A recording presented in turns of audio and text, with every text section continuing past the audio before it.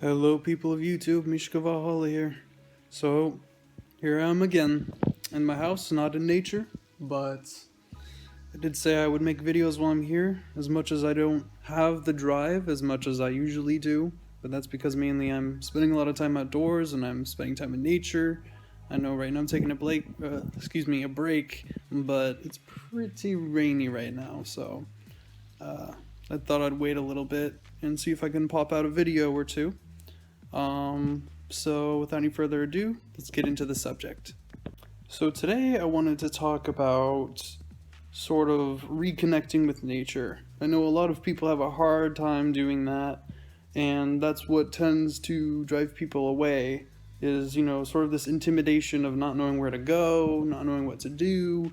And I have made a video on how to find a sacred space, but I feel like some people have initially trouble, connecting to nature and sort of building that connection.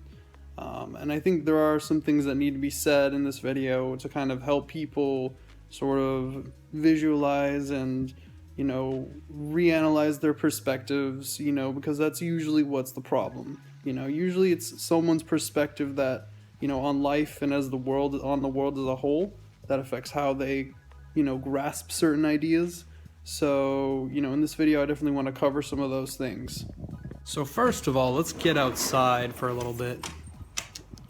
It looks like it stopped raining, but it's been a little drizzly. Yesterday it was pouring. Look at all that. It's just my backyard. It's Alaska.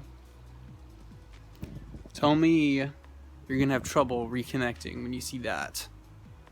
Yeah, most people will look at that bush and they'll be like, it's a bush. I'll look at it, and many animists will look at it, or pagans, and they'll be like, there's probably some spirit stalking around within that bush, on the other side, in another, form of reality, but still in this reality. That's another thing. I can't stress it enough. World accepting versus world denying religion. World denying religion is thinking about some far off land where that's where all the magical creatures live, and that's where, they help us, and we have to look up at the sky all the time for their guidance. No.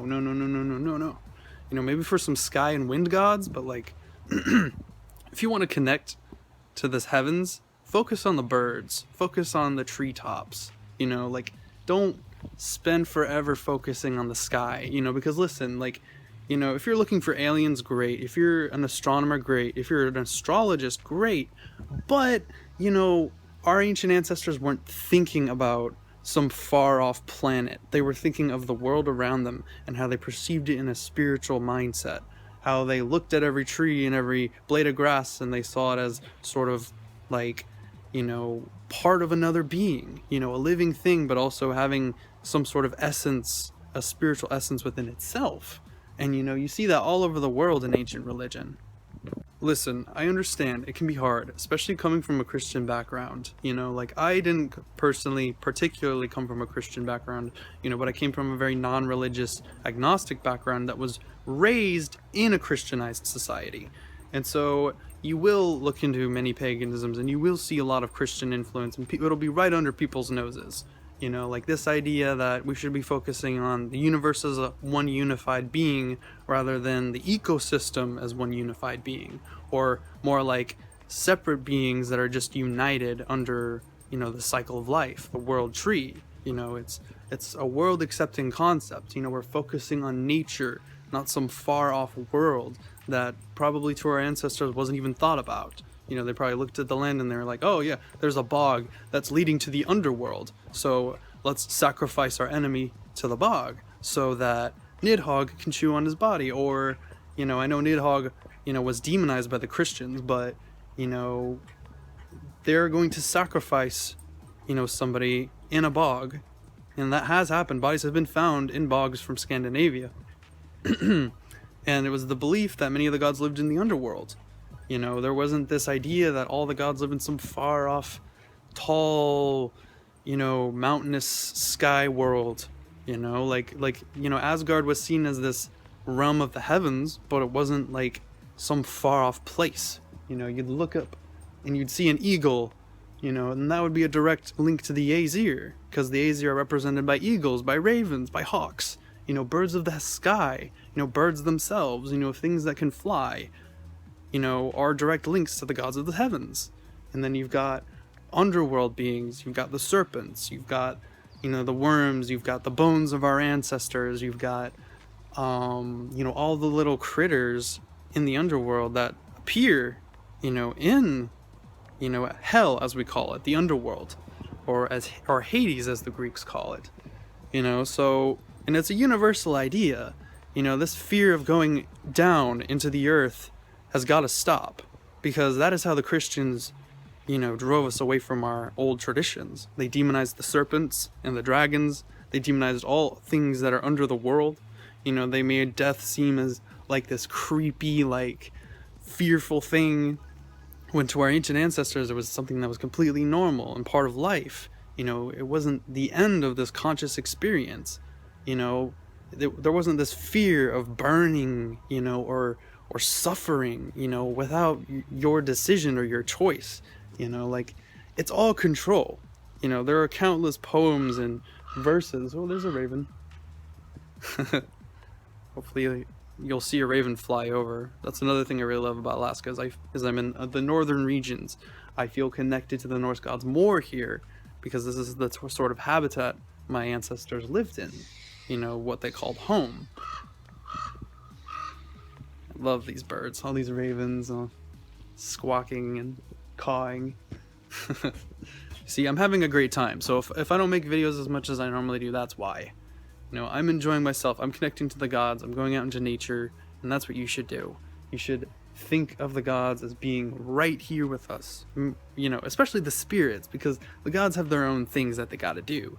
They're greater spirits, greater ascended beings that can do what the fuck they want.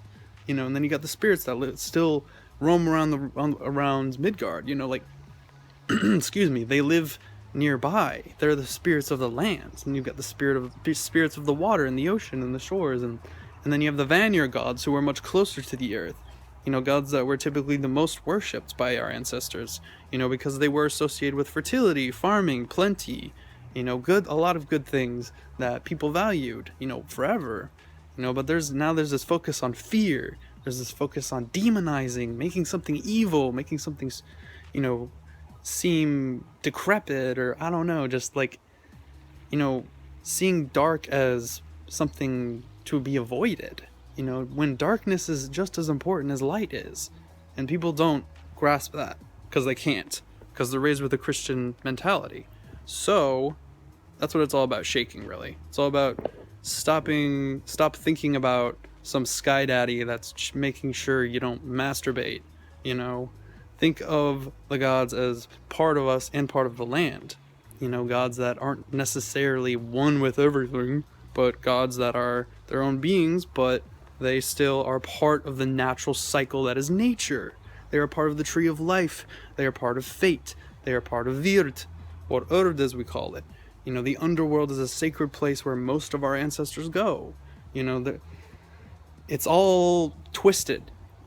That's how they converted us, and that's something we should think about when we're connecting to nature. Think about the sacredness of the earth itself. You can be sky-based all you want, you can love the astral bodies, they are sacred, but our ancestors were more concerned about the land itself, and that's all I have to say about that.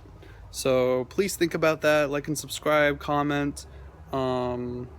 If you would like, you can join my Patreon.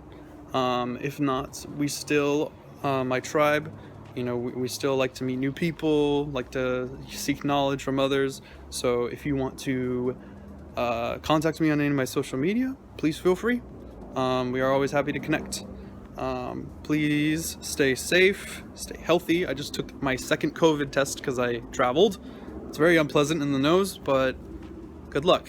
So peace out. Hail everybody. Please enjoy some nature. Please.